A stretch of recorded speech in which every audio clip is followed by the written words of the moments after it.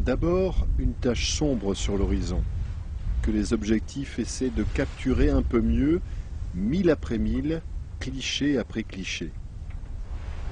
Après 20 jours de mer, l'approche d'une terre est toujours pleine de promesses, source d'inspiration, surtout quand elle s'appelle Sainte-Hélène. Ouais, c'est assez impressionnant. On est en train de faire le tour là. Et c'est une île volcanique, donc c'est un relief assez particulier. On voit les vagues se fracasser sur la côte. Lucie fait partie désormais des 25 Français qui viennent ici chaque année, par la mer. Il n'y a pas d'aéroport. Sur les sommets de ce caillou perdu au milieu de l'Atlantique, de verts pâturages. Et au moment où l'équipage affale les voiles, on aperçoit Jamestown, la capitale.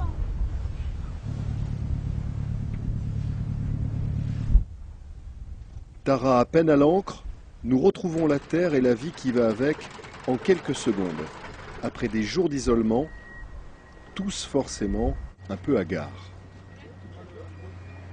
C'est très étonnant de se retrouver dans une vie un peu humaine, un peu active, à terre, avec un chantier, des gens qui travaillent autour de nous et l'absence de mouvement du bateau. Sur le quai, un minibus nous attend avec le consul honoraire de France à Sainte-Hélène. Nous avons rendez-vous avec notre histoire.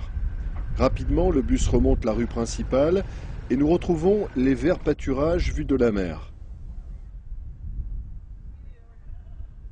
Nous empruntons ce petit sentier qui nous conduit au tombeau de Napoléon.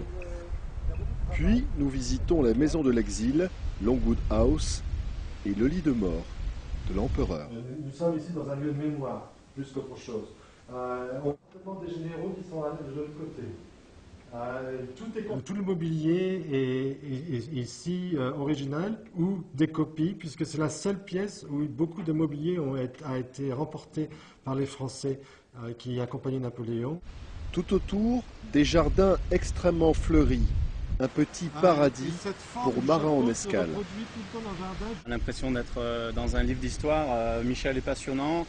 On prend ce qu'il y a à prendre. Vraiment, je pense que c'est une belle journée. Ça fait un bon break aussi après 20 jours de mer. Tout le monde avait besoin de changer. Là, je pense que ça va être un bon souvenir pour tout le monde.